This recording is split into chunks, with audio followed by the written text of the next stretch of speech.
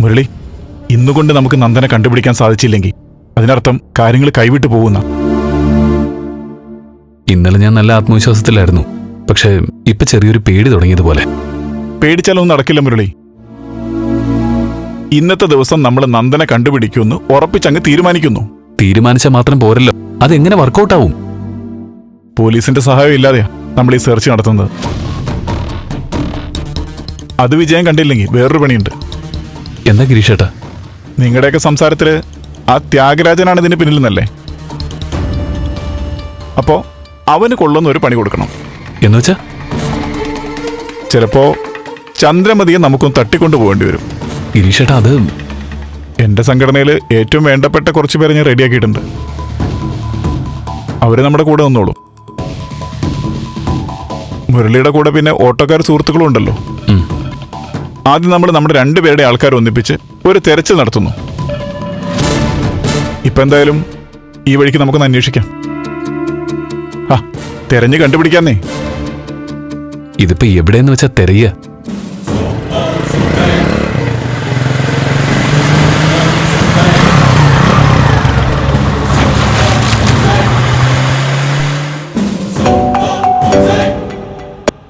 അനീഷേ. എടാ മുരളി, ഞങ്ങളെ ആ പച്ച കോളിസ് ഇപ്പൊ കടന്നുപോയി. എവിടെ? നമ്മുടെ ട്രാൻസ്ഫോമറിന്റെ അടുത്ത്. എടാ, നിങ്ങൾ ആ വണ്ടിയെ ഫോളോ ചെയ്യ്, ഞങ്ങൾ ഇപ്പൊ വരാം. ഓക്കേടാ, ഓക്കെ. ദാ വണ്ടി ഇരിക്കി. ഗിരീഷേട്ടാ, വണ്ടി എടുക്ക.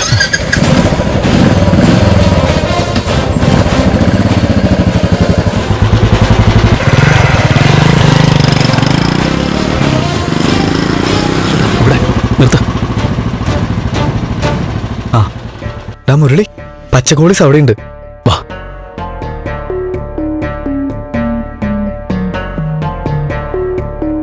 എന്താ അവിടെ?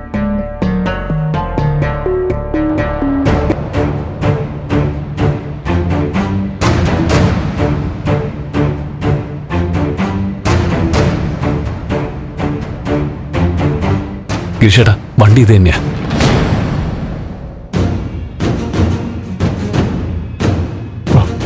അവിടേക്ക് പോ. അതെ, നിങ്ങൾ രണ്ടുപേരും ശ്രദ്ധിച്ചോണം. ശരി പക്ഷേ.